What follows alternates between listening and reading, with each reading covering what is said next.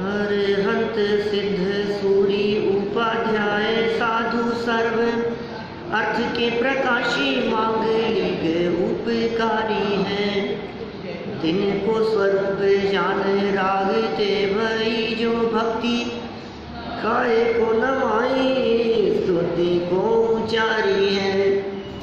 धन्य धन्य तिन ही ते काज सब आज भये कर जोड़े बार बार वंदना हमारी है। मंगल कल्याण सुख ऐसो हम चाहते हैं। हो मेरी ऐसी दशा जैसी तुम धारी है। हो मेरी ऐसी दशा जैसी तुम धारी है। हो मेरी ऐसी दशा जैसी तुम धारी है। मुक्ति का मार्ग क्या है, इस संबंध में अपनी यहाँ चर्चा चल रही थी और इस विषय में सम्यक दर्शन, सम्यक ज्ञान और सम्यक चारित्र, इनको ही मुक्ति का मार्ग कहा। अकेले यहाँ इस प्रकरण में नहीं, अपितु आप जिनागम को उठा करके देखेंगे तो रत्नत्रय को मोक्ष का मार्ग सर्वत्र कहा है। रत्नत्रय, रत्नत्रय मतलब रत्न त्रय, त्रय मतलब तीन, तीन रत्न, रत्नत्रय की पूजन करते हैं आप, रत्नत्रय को अर्घ चढ़ाते। अष्टविधि सम्यक दर्शन आए, अष्टविधि सम्यक ज्ञान आए, त्रयोदश प्रकार सम्यक चारित्र आए, 8 अंग जिसके हैं, अष्टांग सम्यक दर्शन, अष्टांग सम्यक ज्ञान, 13 प्रकार का चारित्र। तो ये सम्यक दर्शन, सम्यक ज्ञान और सम्यक चारित्र, ये 3 रत्न हैं। आपके पास में कितने भी रत्न हो, उन रत्नों की कोई कीमत नहीं है, क्योंकि वे जगत के रत्न जड़ रत्न हैं, ये चेतन रत्न हैं। जिनके पास में बाहरी रत्न हो, अरे उत्कृष्ट से उत्कृष्ट जाति के रत्न, मैं तो यहाँ तक कह सकता हूँ कि आपके पास में भले ही चिंतामणि रत्न भी हो तो भी आप सुखी हो जाओ, इस बात की गारंटी नहीं। चिंतामणि रत्न तो समझते हैं, आपके विचार, आपके चिंतन, आपकी चिंताएं जिस रत्न के माध्यम से मिट जाएं, विकल्प करने मात्र से जहाँ पदार्थ प्राप्त हो जाए, उस रत्न का नाम चिंतामणि रत्न है। वो रत्न जिसके पास में होता है उसकी चिंताएं मिट जाती है, इसलिए वो रत्न चिंतामणि नाम का रत्न कहलाता है। अरे साहब, यदि ऐसा ही हो जाए तो फिर क्या दिक्कत है, फिर तो सुखी हो जाएंगे ना। कि नहीं, चिंतामणि रत्न से आपको सामग्री मिल सकती है, आपको सुविधाएं मिल सकती है, आपको साधन मिल सकते हैं, लेकिन आपको सुख नहीं मिल सकता। जगत में कितने भी रत्न हो, उनके होने पर सुखी होने की गारंटी नहीं है। लेकिन यदि आपके पास में रत्नत्रय हैं, सम्यक दर्शन ज्ञान चारित्र रत्न है, तो अल्प सुख की नहीं, पूर्ण सुख की गारंटी है, अनंत सुख की गारंटी है। उस सुख के बाद में कभी दुख नहीं आएगा, इस बात की गारंटी। ये मुक्ति का मार्ग है, रत्नत्रय मुक्ति का मार्ग है। और इस रत्नत्रय में सम्यक दर्शन पहली सीढ़ी है, मोक्ष महल की प्रथम सीढ़ी सम्यक दर्शन। कल हमने काफ़ी चर्चा इस सम्यक दर्शन के संदर्भ में की है। सम्यक दर्शन यदि ना हो तो ज्ञान और चारित्र भी सम्यक नहीं होते। सम्यक दर्शन यदि नहीं हो तो ज्ञान ज्ञान नहीं, चारित्र चारित्र नहीं। ये सारे कथन आगम में उपलब्ध हैं। इस सम्यक दर्शन की बहुत महिमा गाई है। तो होता कैसे है ये सम्यक दर्शन, कल एक पैराग्राफ के माध्यम से उस सम्यक दर्शन को प्रकट करने की विधि की चर्चा बतलाई थी। और मैं यदि अत्यंत संक्षेप में कल की बात को कहूँ तो मैं ये कह सकता हूँ, जगत में हमें सम्यक दर्शन की प्राप्ति के लिए कुछ नहीं करना। सम्यक दर्शन की प्राप्ति के लिए कहीं उठ करके जाने की जरूरत नहीं है। सम्यक दर्शन की प्राप्ति के लिए घूमने की जरूरत नहीं है, किसी क्षेत्र की जरूरत नहीं है। द्रव्य क्षेत्र काल भाव इन परिस्थितियों की जरूरत नहीं है, क्योंकि द्रव्य क्षेत्र काल भाव और भाव ये ऐसे कोई नहीं है मिथ्या दृष्टि के योग्य जो आज तक हमारे को उपलब्ध नहीं हुए। अब यहाँ इस वाक्य के ऊपर मैं महीने भर प्रवचन कर सकता हूँ, किए हैं मैंने पंच परावर्तनों के ऊपर, यही किए कार्तिकीय अनुप्रेक्षा पढ़ाते समय। माने अब इस वाक्य के ऊपर चर्चा करो आप, तो खूब चर्चा करो उसके ऊपर। बोले ये द्रव्य मिला तुम्हारे को, इस क्षेत्र में तुम्हारा जन्म हुआ, लेकिन फिर भी काम नहीं हुआ। इसका मतलब क्षेत्र पर क्षेत्र तुम्हें सुखी करने में समर्थ नहीं है, पर क्षेत्र के आधार से सम्यक दर्शन की प्राप्ति होती नहीं। काल की बात कर लो, हमें काल की में अरे साहब काश चौथा काल होता, काश ऐसा होता, काश पहला काल होता। बातें तो ऐसी कर रहा है जैसे चौथा होता तो सीधा मोक्ष चला जाता। तो क्या चौथे थे नहीं क्या? हम चौथे में हमारा अस्तित्व नहीं था क्या? काल परावर्तन की चर्चा करो ना, तो चौथे काल का एक भी समय ऐसा नहीं है जिस समय हमारा जन्म नहीं हुआ। कौन से मुहूर्त की बात करते हो आप? मुहूर्त अच्छा होगा, समय अच्छा होगा, तिथि अच्छी होगी, मुहूर्त देख करके जन्म हो जाते हैं आजकल तो, ऑपरेशन से जन्म होते हैं। रामनवमी के आसपास आ रहे हो, दिवाली के आसपास किसी का जन्म होने वाला हो, एक दो दिन आगे पीछे हो, तो सेम डे ऑपरेशन से जन्म, वो टाइम वो समय देख करके मुहूर्त, फिर तो बहुत अच्छा भगवान बन जाते होंगे। फिर तो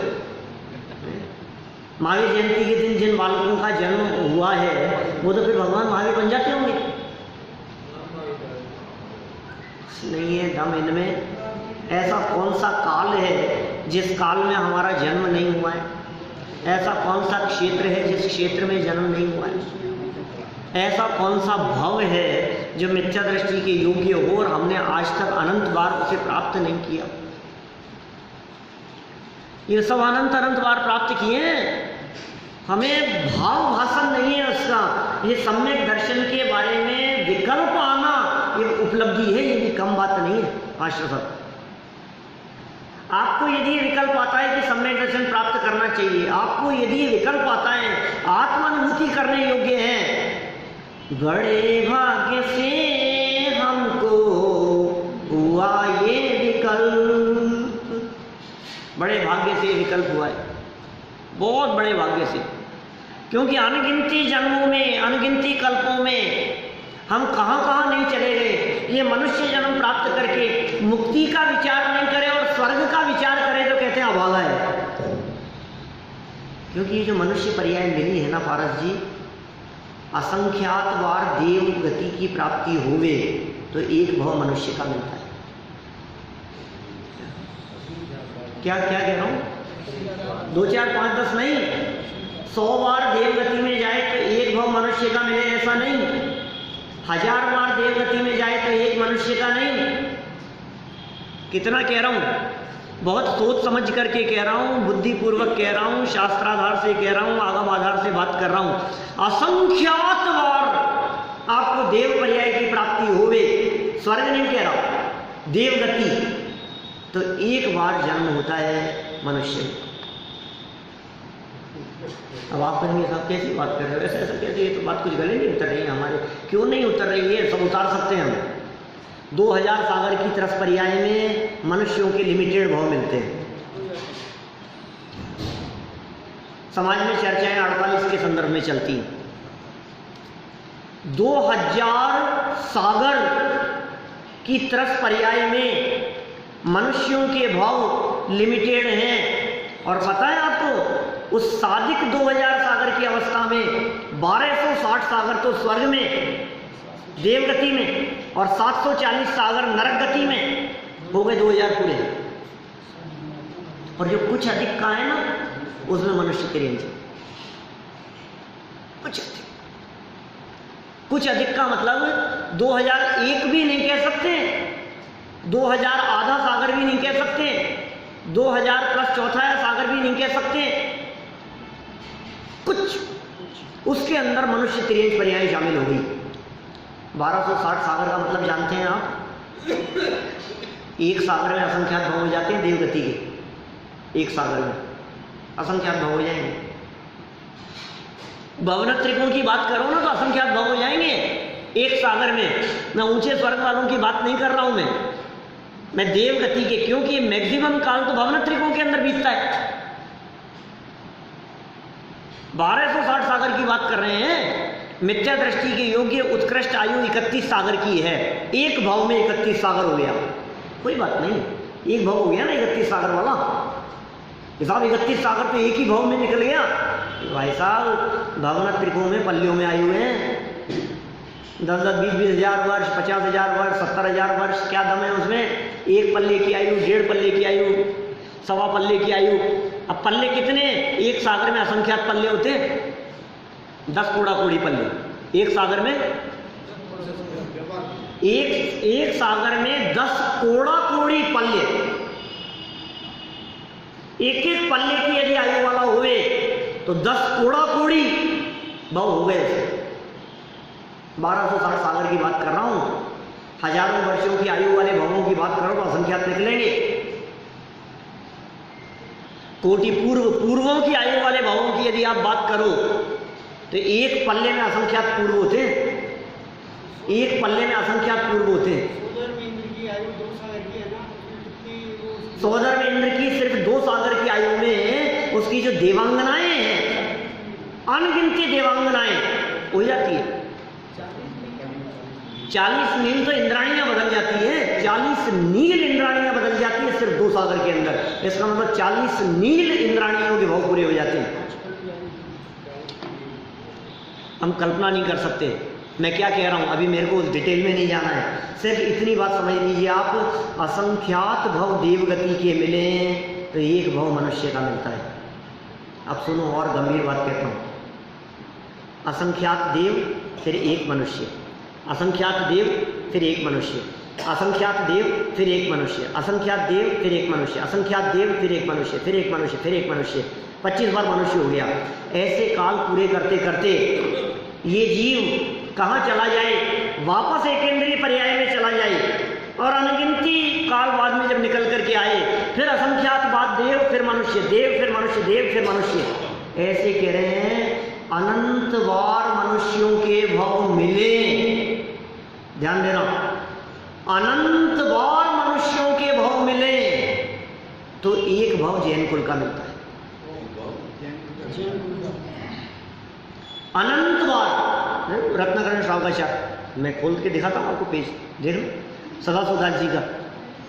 हाँ, रत्नाकरण श्रावकाचार्य पेज नंबर 52 पेज पर सदाशिवदास जी लिखते हैं।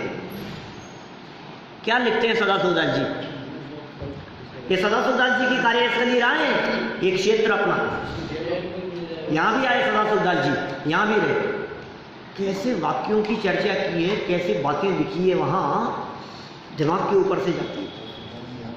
मैं क्या कह रहा हूं आपको, असंख्यात बार देवगति की प्राप्ति होवे तो एक मनुष्य का भाव। अब मनुष्य कितने, 2 बार मनुष्य हो गया, 50 बार मनुष्य हो गया, 100 बार मनुष्य हो गया। आप कहेंगे 48 से ज्यादा तो मिलते ही नहीं। अरे भाई, वापस निगोद में चला गया, एक इंद्रिय में जाकर अनंत काल निगोद में बिताकर फिर दोबारा मनुष्य बनेगा ना। ऐसे करते करते अनंत बार मनुष्यों के भाव ले ले तो एक बार उच्च कुल में पैदा हुए, ये कहते हैं यहां पर सदाशिवदास जी। बोलो, पढ़ करके सुनाता हूं मैं।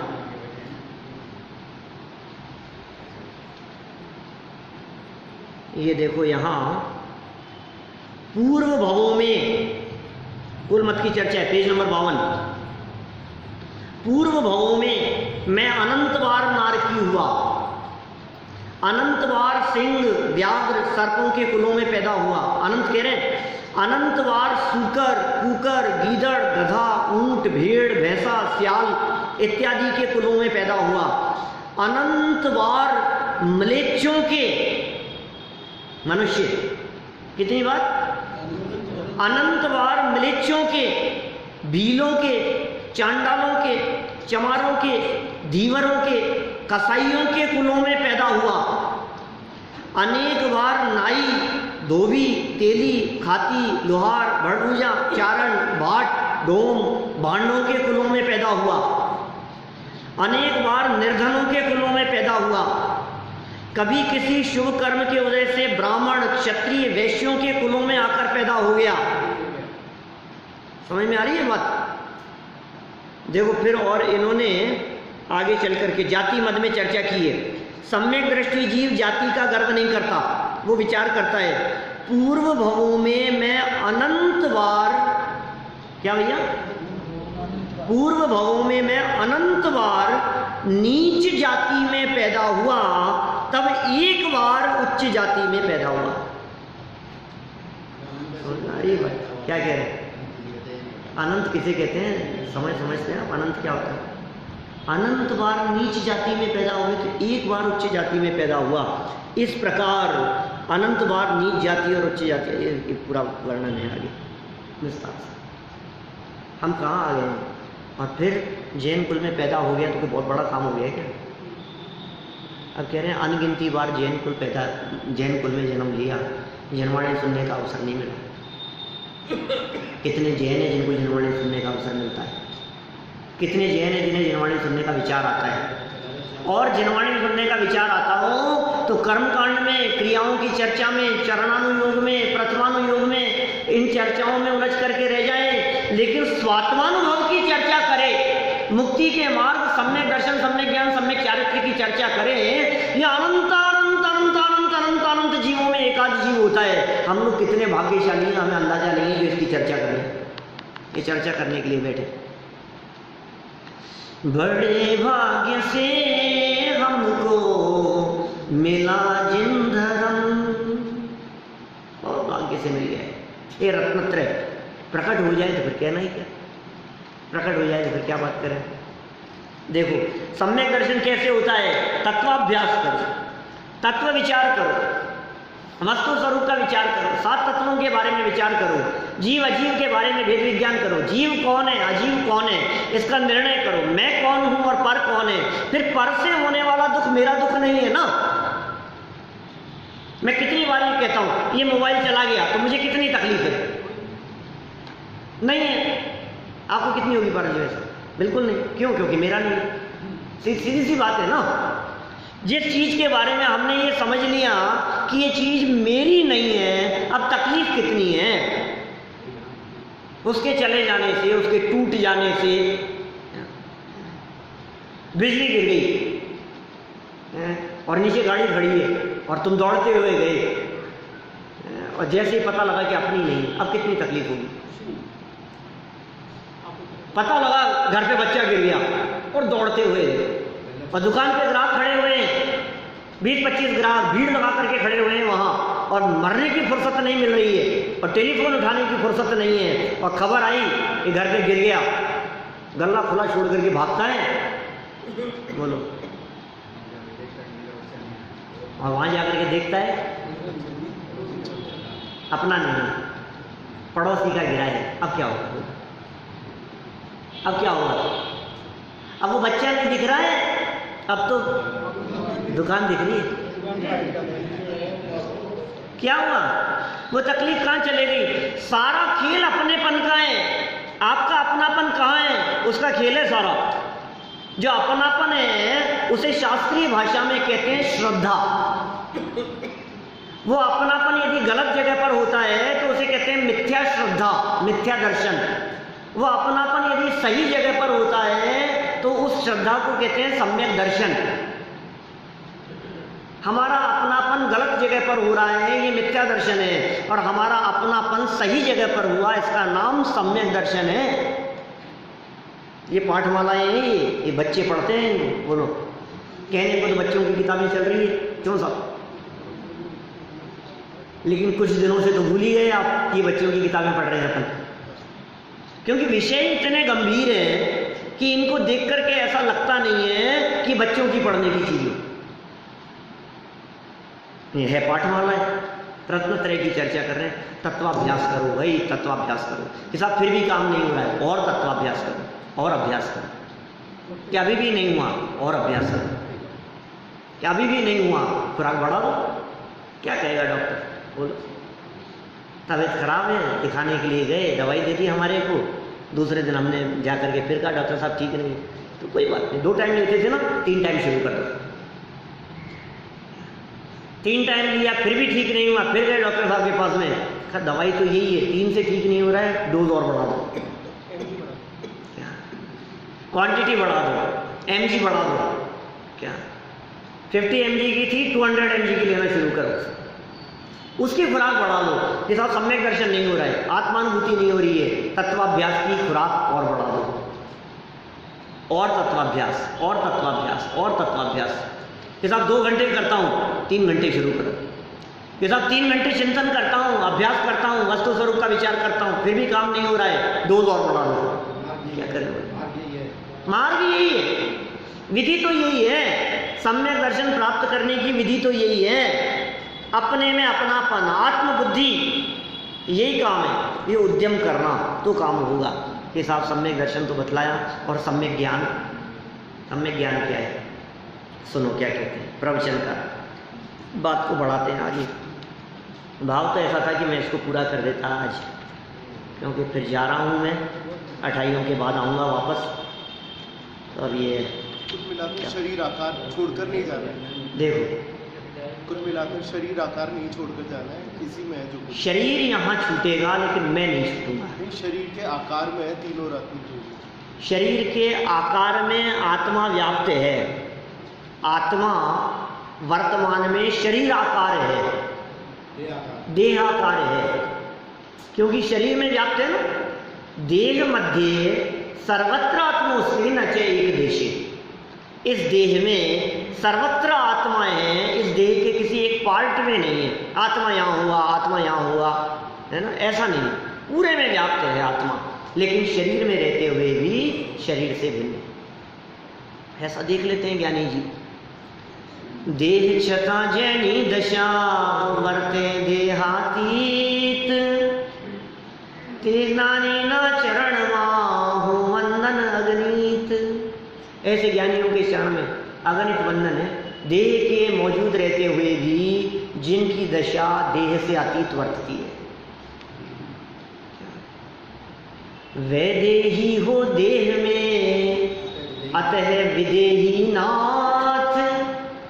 पढ़ी थी ना पन्ने पंक्तियां, सिमंदर पूजन,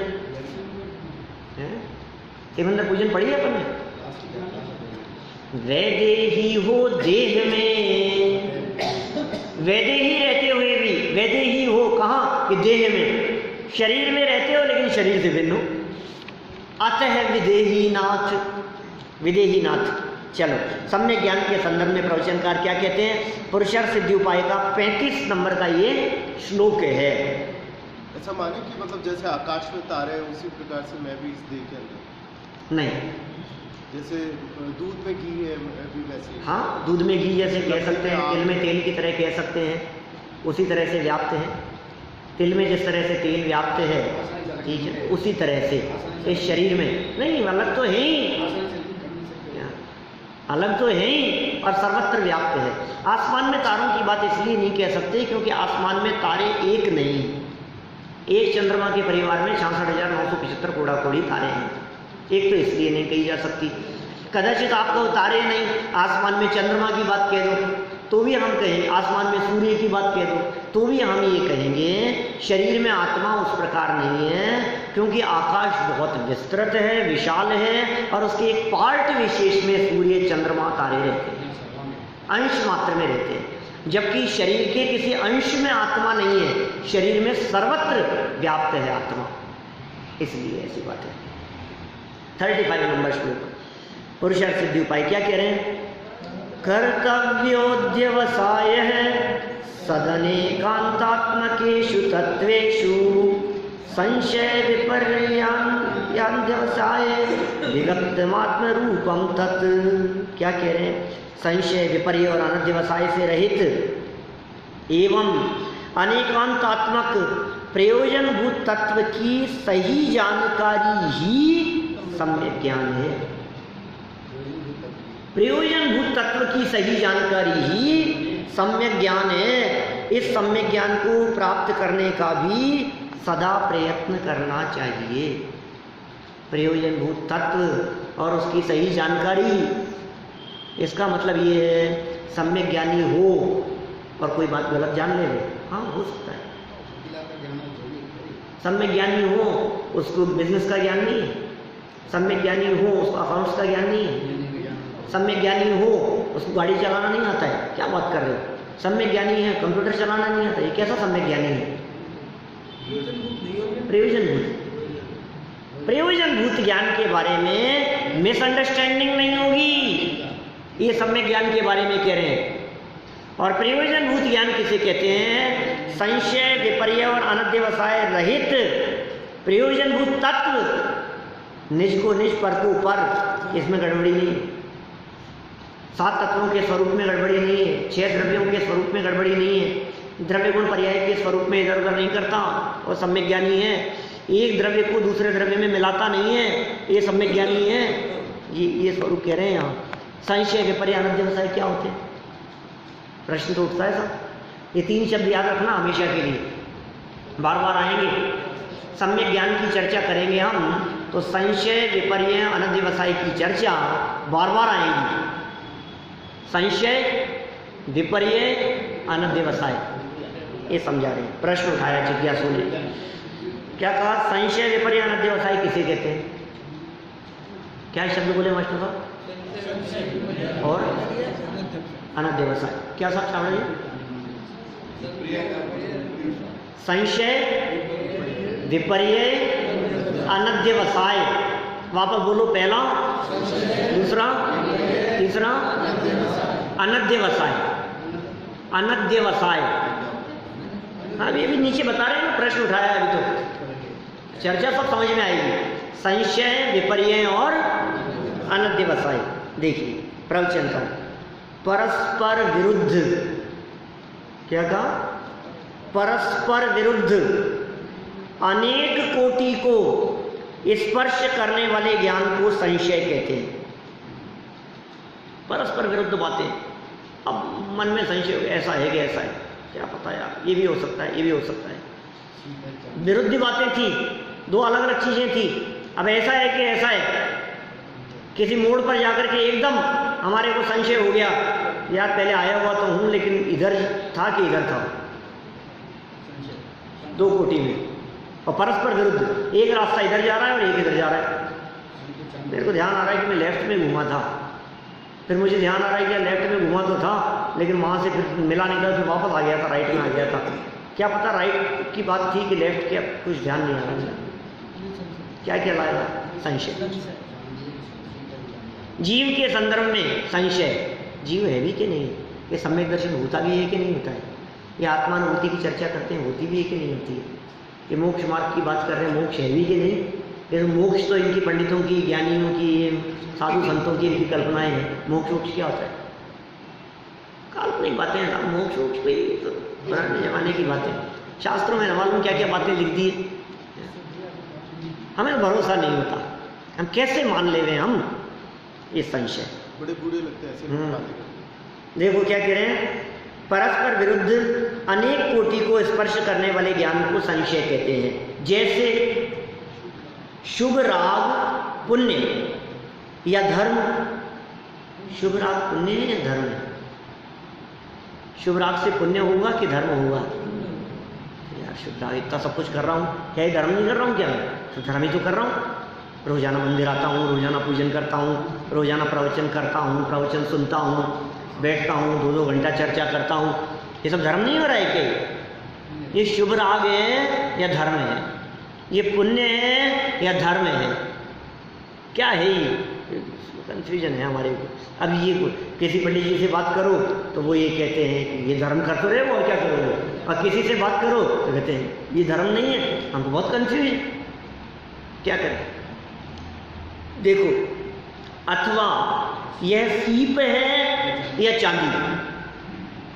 संशय की बात कर रहे हैं, ये सीप है या चांदी?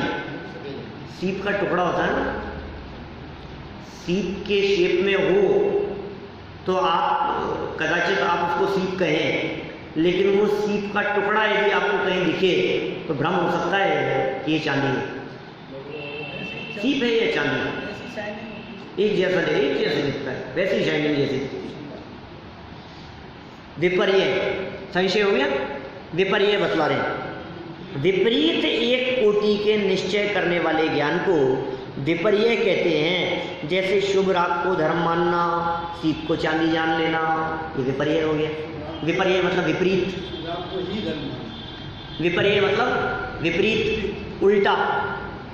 अभी गलती समझ लिया आपने तो ये गलती हो गई ना बात। किया तो शुभ राग, मान लिया धर्म, अब क्या होगा? किया कर्म, मान लिया धर्म, तो कैसे कटेंगे कर्म? ये है बहुत बड़ा भ्रम। ये भ्रम है ना। हमने किया पुण्य और मान लिया धर्म। पुण्यात्मा और धर्मात्मा शब्दों के प्रयोग तो हम ऐसे करते हैं किसी भी व्यक्ति के लिए। वैभव संपन्न लोगों के लिए पुण्यात्मा तो सभी कहते हैं, बहुत पुण्यात्मा है, भाग्यशाली कह देते, धर्मात्मा कह देते, श्रावक शिरोमणि, धर्म, न मालूम क्या क्या उपमाएं दे देते, समाज उन्हें घोषित कर देता है, हो जाते, धर्मात्मा हो जाते हैं, धर्म शिरोमणि हो जाते हैं। हो गया। ये भी उपमाएं किसी दूसरे के द्वारा दी जाती है क्या? धर्म की बात कर रहा हूं मैं। ये धर्मात्मा है। तो धर्मात्मा किसी के कहने से धर्मात्मा होता है कोई व्यक्ति? कि धर्म तो अंदर की चीज है, धर्म तो अपने में होगा। किसी के कहने से मैं धर्मात्मा, किसी के कहने से मैं पापी, किसी के कहने से कोई धर्मात्मा। कुछ नहीं समझते भाई, क्या करते। शुभ राग को धर्म मानना विपर्य है, सीप को चांदी जान लेना विपर्य है।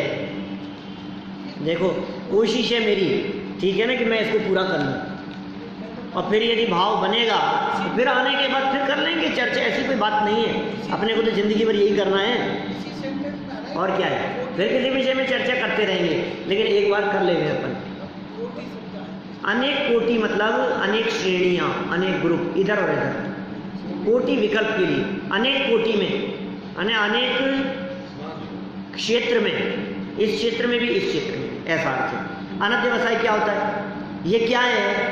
या कुछ है, केवल इतना अरुचि और अनिर्णय पूर्वक जानने को अनध्यवसाय कहते हैं। क्या यह अनध्यवसाय की स्थिति सबसे ज्यादा है आज धर्म के क्षेत्र में। समाज में संशय वाले लोग कम हैं, विपर्य और अनध्यवसाय वाले लोग ज्यादा मिलेंगे। विपर्य वाले लोग भी हैं अनगिनती, और अनध्यवसाय वाले लोग तो सबसे ज्यादा हैं, क्योंकि उनसे बात करो स्वर्ग है या नहीं है, बोले क्या करना है इसका, जो कहे है या नहीं है वो तो संशय वाला है, और जो ये कहे कि स्वर्ग नरक कुछ नहीं होता है वो विपर्य वाला है, क्योंकि विपरीत मान लिया। लेकिन अनध्यवसाय वाले लोग ऐसे होते हैं, वे कहते हैं यार हो या नहीं हो हमें क्या लेना देना है, होगा तो होगा और नहीं होगा तो नहीं होगा, बात ही मत करो ना उसकी। इकाई की चर्चा लेकर के बैठती है अनध्यवसाय वाले लोग। है या नहीं है इस बात का कोई विकल्प नहीं है। ये क्या है? कुछ है, केवल इतना अरुचि और अनिर्णय पूर्वक जानने को अनध्यवसाय कहते हैं। जैसे आत्मा कुछ होगा, रास्ते में चलते हुए किसी मुलायम पदार्थ के स्पर्श से यह जानना कि कुछ है। आत्मा क्या है? आत्मा दिखती है या नहीं दिखती है? आत्मा का अस्तित्व है या नहीं है?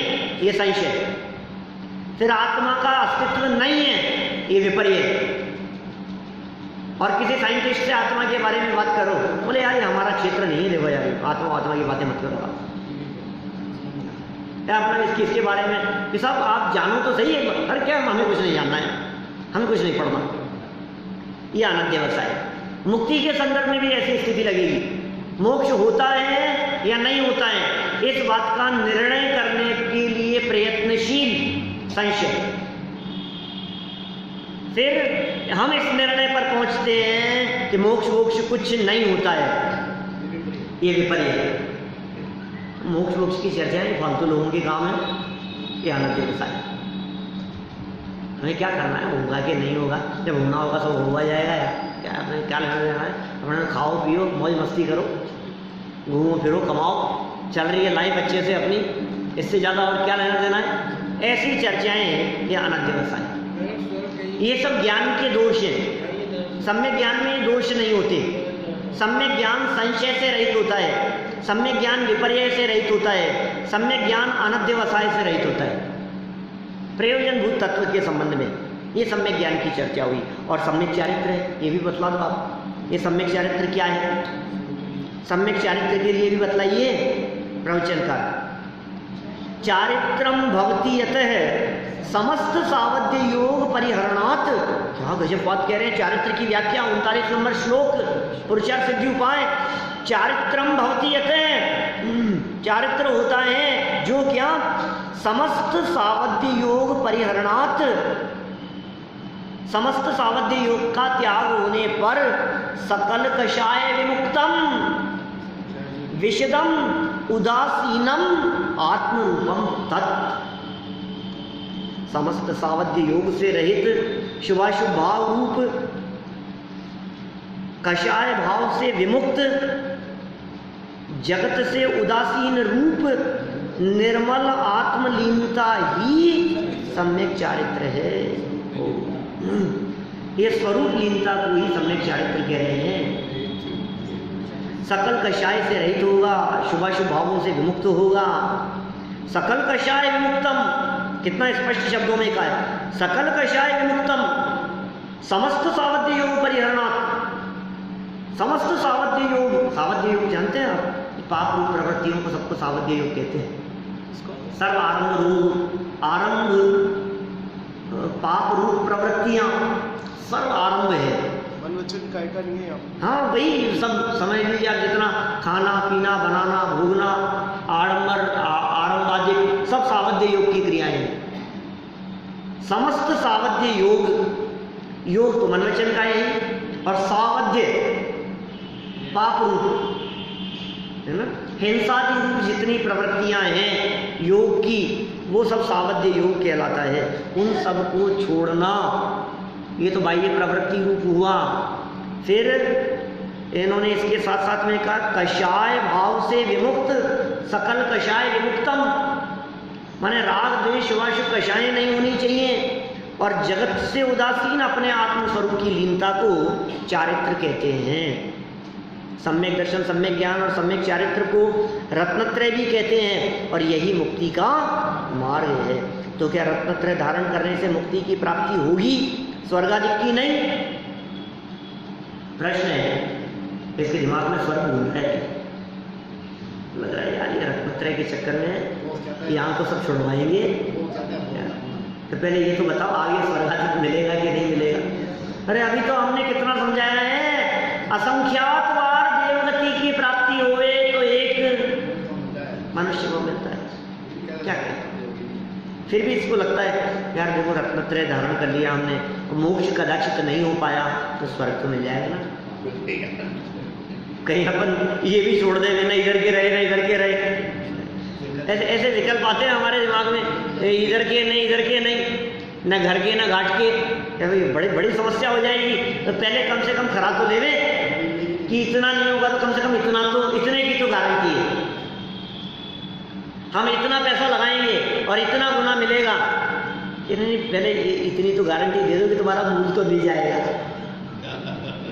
क्या तो ये विकल्प आता है ना मन में, कम से कम इतना तो हो जाए। ये इसका प्रश्न है कि क्या स्वर्गादिक नहीं मिलते हैं? भाई स्वर्गादिक तो संसार है, जो मुक्ति का मार्ग है वही संसार का मार्ग कैसे हो सकता है? परस्पर विरुद्ध है ना। मुक्ति का मार्ग और संसार मार्ग, अभी दोनों एक ही रास्ते पर कैसे हो सकते हैं? एक काम से दो कार्य कैसे हो सकते हैं? एक कारण से दो कार्य कैसे हो सकते हैं? विचार करना जरा इसके बारे में। मुक्ति का मार्ग अलग है और जो स्वर्ग है ये संसार मार्ग है। स्वर्गादि की प्राप्ति तो मुक्ति मार्ग के पथिक को होने वाले हेय रूप शुभ भाव से देवायु आदि पुण्य का बंध होने पर सहज ही हो जाती है। रत्नत्रय तो मुक्ति मार्ग है, बंधन का मार्ग नहीं। फिर स्वर्ग, अरे मिल मिला जाएगा यार, क्या दम है उसमें? स्वर्ग के लिए काम कर रहा है क्या? ये तो वैसी ही बात हो गई, धान्य उगाए और घास फूस की चिंता करें, होगा कि नहीं होगा, पशुओं के लिए चारे का क्या होगा? अरे तू तो लक्ष्य ध्यान धान्य का रख चारा तो अपने आप हो जाएगा पशुओं के लिए, और उत्तम क्वालिटी का मिलेगा और अपने आप होगा, कुछ नहीं करना पड़ेगा। मुक्ति पथ के पथिक जीवों को जो शुभ राग रहता है, किंचित रत्नत्रय के साथ में वर्तने वाला जो शुभ राग है, उस शुभ राग के कारण ये सब हो जाते हैं काम, मिलता है स्वर्गाधिक। तो फिर रत्नत्रय के धारी मुनिराज स्वर्गाधिक क्यों जाते हैं? आप कह रहे हो कि रत्नत्रय स्वर्ग का कारण नहीं है, रत्नत्रय मोक्ष का कारण है, तो फिर रत्नत्रय वाले मुनिराज स्वर्ग में क्यों चले जाते हैं? आचार्य कुंत स्वर्ग में क्यों चले गए? नकुल सहदेव सरवार सिद्धि में क्यों चले गए? आखिर वे भावलिंगी संत रत्नत्रय के धारी होते हैं, वे स्वर्ग में भी जाते ही है ना। रत्नत्रय स्वर्ग का कारण नहीं है तो वे स्वर्ग में क्यों जाते हैं? जवाब बहुत सुंदर है। चर्चाएं तो ऐसी है कि खूब एक बार कर लेते हैं, फिर आने के बाद मन होगा तो फिर करेंगे खूब चर्चा। रत्नत्रय तो मुक्ति का ही कारण है, पर रत्नत्रयधारी मुनिवरों की जो रागांश है, साथ में राग भी तो चल रहा है ना। रत्नत्रय तो मोक्ष का ही मार्ग है, मोक्ष का ही कारण है, लेकिन साथ में राग का अंश भी चल रहा है, वही बंध का कारण है। शुभ भाव रूप अपराध, क्या क्या क्या लिख रहे हैं? आप कह सकते हो क्या बात?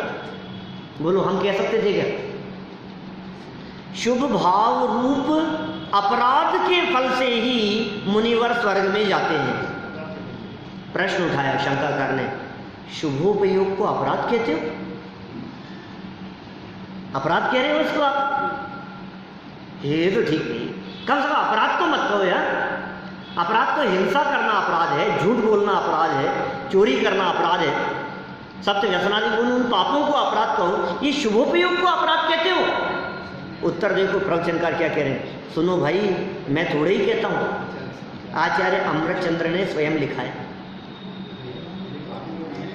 219 नंबर का श्लोक, प्रश्न उठाया वहां, ननु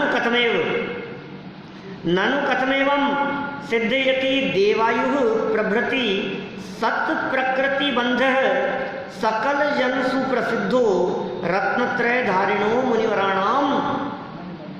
ये तो प्रश्न है, यदि रत्नत्रय बंध का कारण नहीं है तो फिर शंका उठती है कि रत्नत्रयधारी मुनिवरों के देवायु आदि सत प्रकृतियों का बंध कैसे होता है?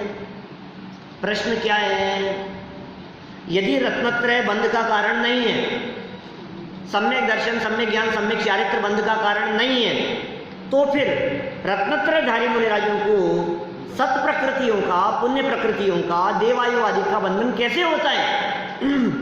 उत्तर, इस उक्त प्रश्न के उत्तर में लिखते हैं 220 नंबर का श्लोक, पुरुषार्थ सिद्धि उपाय नामक ग्रंथ दुनिया के किसी भी कोने, किसी भी संस्थान, किसी भी जगह से छपा हो, 220 नंबर का श्लोक पढ़ना पुरुषार्थ सिद्धि उपाय का। क्या कह रहे हैं?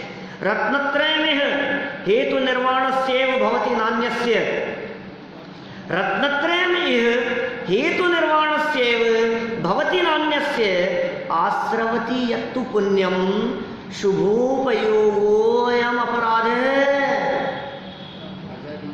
क्या अमृतचंद्र स्वामी कह रहे हैं? शुभोपयोगोऽयम् अपराध है। पंच कल्याण विधान कराना सब अपराध है।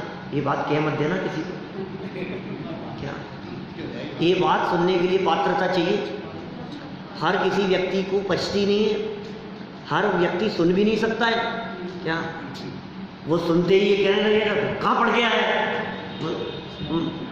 कहाँ सुन लिया तुमने? महाराज मैंने तो शास्त्र में पढ़ी है।